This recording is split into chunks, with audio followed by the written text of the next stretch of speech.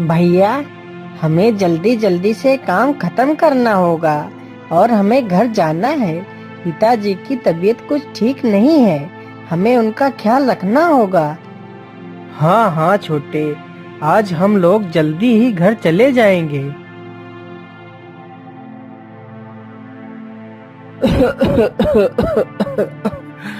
बेटा, मुझे लगता है अब मैं कुछ दिन का ही मेहमान हूँ। बेटा, मेरे ना रहने के बाद तुम लोग मेरी चारपाई के नीचे जमीन में 2 सोने के घड़े रखे हैं। तुम लोग उन दोनों घड़ों को खोदकर आपस में बांट लेना। ये बात बोलते बोलते ही सुखीराम की मृत्यु हो जाती है। फिर चारों लड़के अपने पिता का अंतिम संस्कार करते हैं। चलो भैया, अब हम लोग वो सोने के घड़े खोद लेते हैं और आपस में जल्दी से बांट लेते हैं।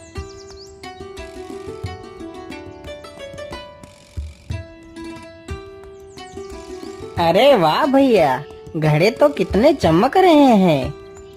लेकिन बड़े भैया, हम लोग तो 4 हैं और घड़े तो सिर्फ 2 ही हैं, तो हम इन्हें आपस में बांटेंगे कैसे? अरे सुनो मेरे प्यारे भाइयों, हम ऐसा करते हैं, कहीं शहर चलते हैं और वहाँ चलकर कुछ काम करते हैं।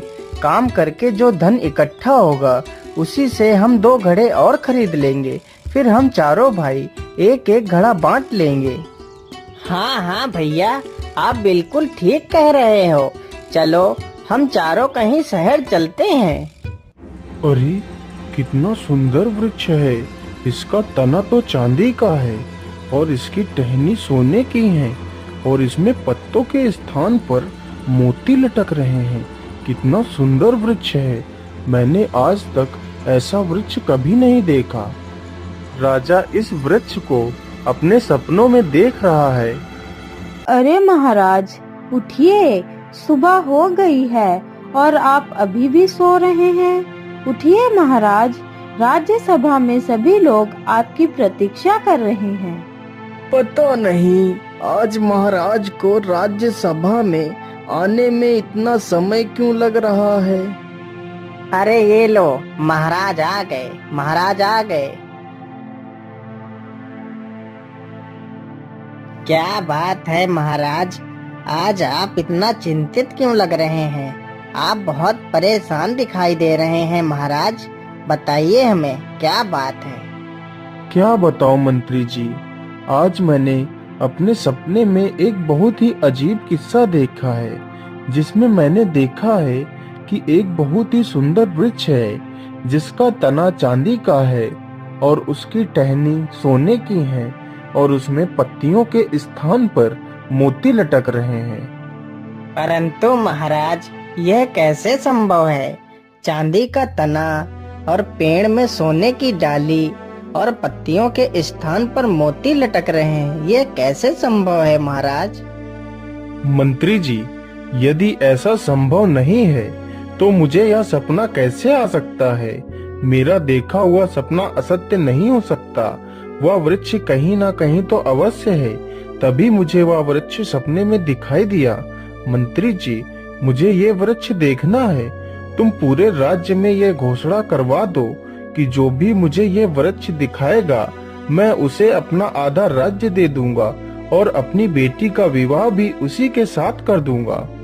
सुनो सुनो सुनो, हमारे राजा को जो भी इंसान उनके सपने में दिखा सोने चांदी तथा मोतियों से बना वृक्ष दिखाएगा, राजा उसे अपना आधा राज्य व अपनी बेटी का विवाह उसी के साथ कर देगा। तभी उसी गांव से वह चारों भाई गुजर रहे थे।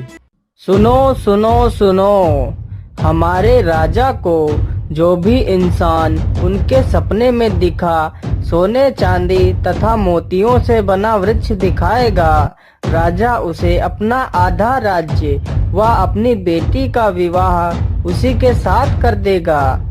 अरे भैया, यह राजा किस वृक्ष की बात कर रहा है? क्या कहीं ऐसा वृक्ष भी हो सकता है? हाँ छोटे, क्यों नहीं हो सकता? इस संसार में कुछ भी असंभव नहीं है। तो भैया आपका मतलब है कि ये वृक्ष जरूर है? हाँ हाँ छोटे, यह वृक्ष कहीं ना कहीं तो जरूर होगा। तो फिर चलो भैया, हम राजा के पास चलते हैं और इस वृक्ष को ढूंढते हैं।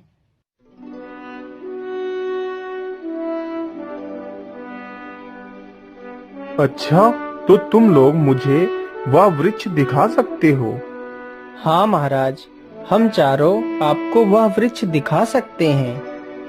तो ठीक है, तुम चारों जल्दी से जाओ और मुझे वह वृक्ष जल्दी से लाकर दिखाओ। मुझसे और प्रतीक्षा नहीं हो रही है। अरे बड़े भैया, हम लोगों ने वृक्ष दिखाने की जिम्मेदारी तो ले ली, लेकिन ये वृक्ष लाएंगे कहाँ से? अरे गणपत, तुम चिंता मत करो, बस वृक्ष को ढूंढते रहो। यदि ईश्वर ने हमें यहाँ तक पहुँचा दिया है, तो आगे का रास्ता भी वही दिखाएगा। उन चारों को घूमते घूमते सुबह से शाम हो जाती है, तो वह चारों एक पेड़ पर चढ़कर बैठ जाते हैं।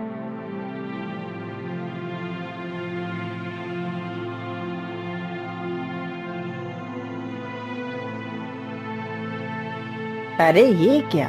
ये तो एक मणिधारी सर्प लग रहा है। अरे भैया, उधर देखो, उधर तो देखो जरा, उधर एक मणिधारी सर्प है।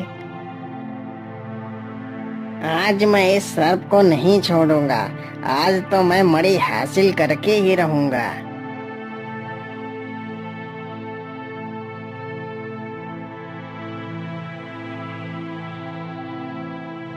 अरे भैया, यह सफेरा तो इस मासूम को मार डालेगा। चलो हम इसकी मदद करते हैं। अरे छोड़ दो इस सर्प को, नहीं तो तुम्हारा सिर तुम्हारे धड़ से अलग कर देंगे। नहीं नहीं भैया, मुझे मारना मत, मैं इस सर्प को छोड़ देता हूँ। फिर सपेरा उस सर्प को छोड़ देता है और वहाँ से भाग जाता है। तभी वह सर्प एक इंसानी रूप धारण कर लेता है। हे वीर कुमारों, आप कौन हो जिसने मेरी जान बचाई है? नहीं तो आज ये सफेरा मेरी मणि के लिए मुझे मार ही डालता। हे नागदेव, हम चारों भाई हैं और हम लोग किसी उद्देश्य के लिए इधर उधर भटक रहे हैं। अच्छा ठीक है, मैं आप लोगों से बहुत प्रसन्न हूँ। चलो मेरे साथ चलो, हो सकता है कि मैं आपके कार्य में कुछ आपकी मदद कर सकूं।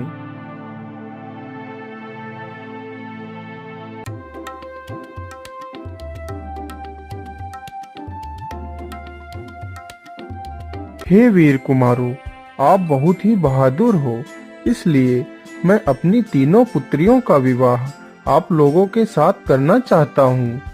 हे नागदेव, हमें आपका प्रस्ताव स्वीकार है, परंतु हम लोग अभी विवाह नहीं कर सकते।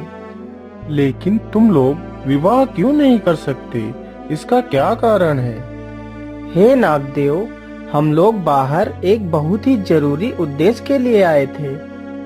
वो उद्देश्य क्या है वीरों, जिसे तुम पूरा करना चाहते हो?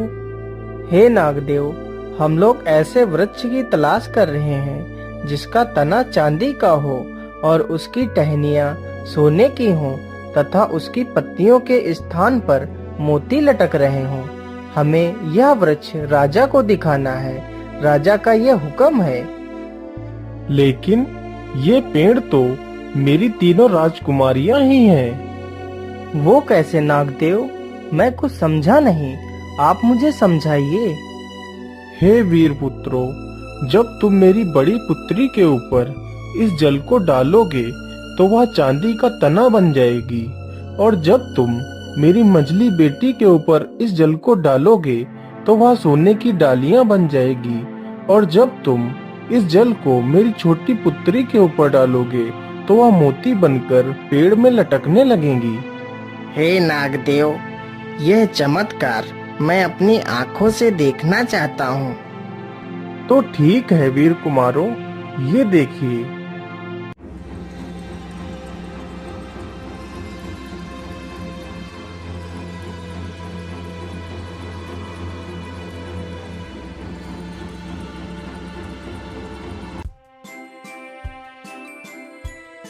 अरे वाह भैया, यह तो सचमुच का एक सुनहरा पेड़ बन गई है। यह तो चमत्कार हो गया है। लेकिन नागदेव, हमें इस पेड़ को वास्तविक रूप में लाने के लिए क्या करना होगा?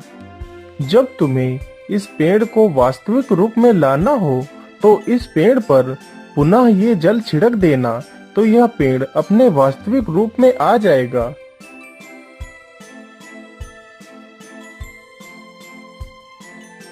फिर उन चारों भाइयों में से 3 बड़े भाइयों ने उन नाग कन्याओं से विवाह किया।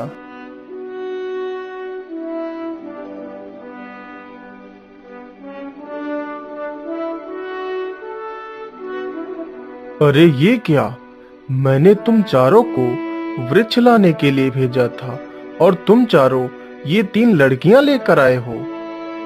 नहीं महाराज, हम पेड़ भी लेकर आए हैं। आप अपने राज्य में घोषणा करवा दीजिए कि जिसे भी यह वृक्ष देखना है वह कल सुबह आ जाए। राजा ने ऐसा ही किया। उसने अपने पूरे राज्य में ये घोषणा करवा दी। अगले ही दिन बहुत सारे लोग पेड़ देखने के लिए जमा होते हैं।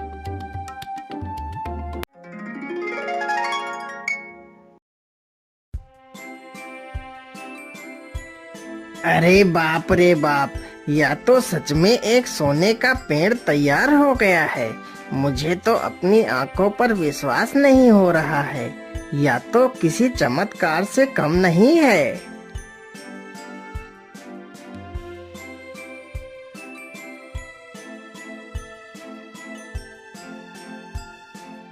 आज मैं बहुत प्रसन्न हूँ। तुम चारों ने मेरा सपना सच कर दिया। इसलिए मैं अपने वादे के अनुसार अपनी पुत्री का विवाह तुम्हारे छोटे भाई के साथ करता हूँ और अपना आधा राज्य तुम चारों के नाम करता हूँ।